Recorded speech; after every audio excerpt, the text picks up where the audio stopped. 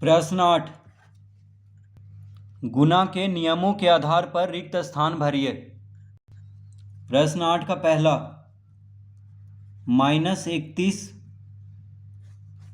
गुना +4 बराबर +4 गुना, अब देखिए खाली स्थान है यहाँ पे क्या है, खाली स्थान है। तो देखिए -31 को +4 के साथ गुना किया जा रहा है बराबर के बायां तरफ, ठीक है। -31 को +4 के साथ गुना किया जा रहा है बराबर के बायां तरफ, और इधर जो है +4 गुना, तो दोनों तरफ बराबर होना चाहिए क्योंकि बराबर का चिन्ह है, यानी दोनों तरफ क्या होना चाहिए, बराबर। बराबर के दायां तरफ भी और बराबर के बायां तरफ, दोनों तरफ बराबर होना चाहिए। तो इधर भी -31 लिख देंगे, यानी खाली स्थान में क्या भरेंगे, -31। तो इसको कौन सा नियम कहते हैं, इसको कहते हैं क्रम विनिमय नियम। देखिए -31 गुना +4 है, तो इसके क्रम को उल्टा कर दिया है, यहाँ पे +4 गुना -31 होगा। तो क्रम को उल्टा करने से कोई फर्क नहीं पड़ेगा, उत्तर दोनों का बराबर ही आएगा, चाहे -31 गुना +4 करें या +4 गुना -31 करें, एक ही बात है। तो ये कौन सा नियम है, क्रम विनिमय नियम, यानी क्रम को उल्टा कर दिया गया है गुना में। दूसरा, +12 गुना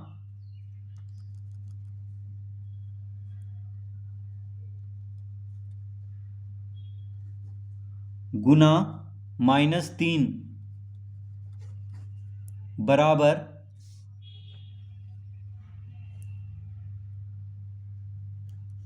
+12 गुना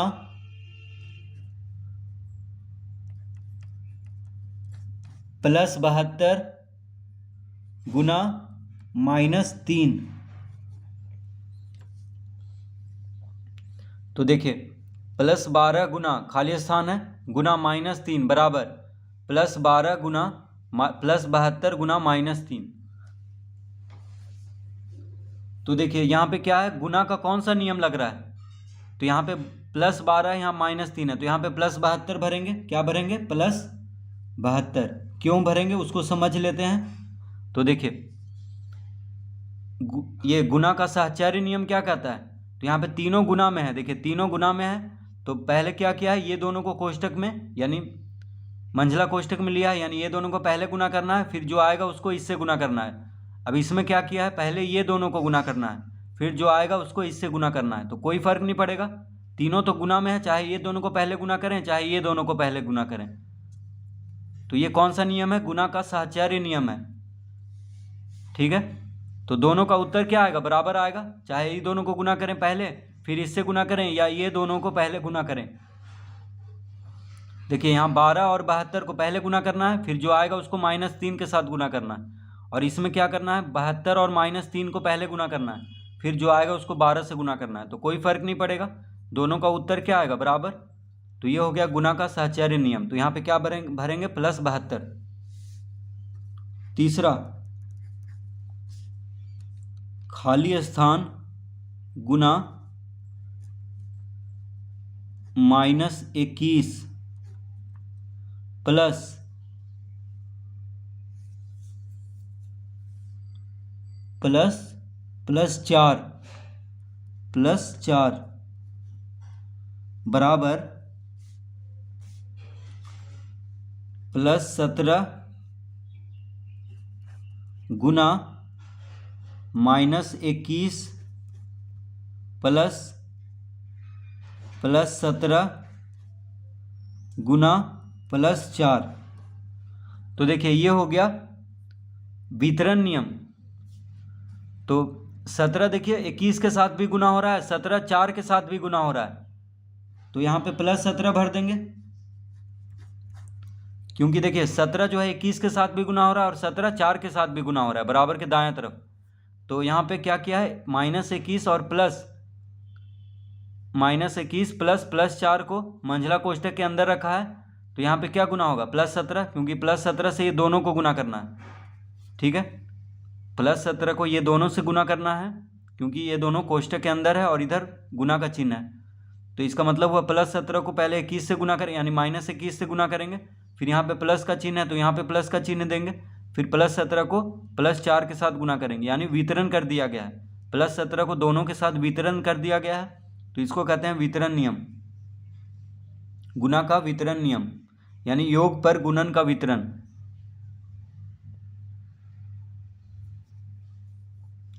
तो देखिए योग पर योग है और गुना का वितरण कर दिया गया है, योग पर गुणन का वितरण नियम इसको कहते हैं। तो ये दोनों को जोड़ करके फिर इससे गुना करना है, ठीक है। तो दोनों को अलग अलग कैसे करेंगे, तो इसको इसके साथ पहले गुना करेंगे, फिर 17 को +4 के साथ गुना करेंगे, फिर दोनों को जोड़ देंगे तो भी उत्तर आ जाएगा, एक ही उत्तर आएगा दोनों का। मतलब ये दोनों को जोड़ें पहले, फिर इससे गुना करें, तो जो उत्तर आएगा वो बराबर होगा, या इसको गुना करके फिर इसको गुना करके फिर जोड़ दें तो दोनों का उत्तर क्या आएगा, बराबर ही आएगा। तो यहाँ पे क्या भरेंगे, +17। देखिए एक -21 यहाँ है, +4 यहाँ है, +17 यहाँ पे है लेकिन यहाँ नहीं है, तो यहाँ पे +17 ही भरेंगे। उसी तरह इधर भी किए हैं, -31 है, यहाँ पे +4 है, दोनों गुना में है, यहाँ पे सिर्फ +4 है, तो यहाँ पे क्या लिख देंगे, -31। उसी तरह यहाँ पे भी किए हैं, यहाँ पे क्या है, +72 है, -3 है, +12 है, यहाँ पे सिर्फ +12 है, -3 है, तो यहाँ पे क्या भरेंगे, +72, जो नहीं है उसको भर देंगे। उसी तरह यहाँ भी जो खाली स्थान में नहीं है जो संख्या उसको भर देंगे, जैसे -21 है, -21 यहाँ भी है, +4 यहाँ है, +4 यहाँ भी है, +17 यहाँ है लेकिन इसमें +17 नहीं है, तो यहाँ पे +17 भर देंगे। तो इस तरह से प्रश्न 8 हल करेंगे।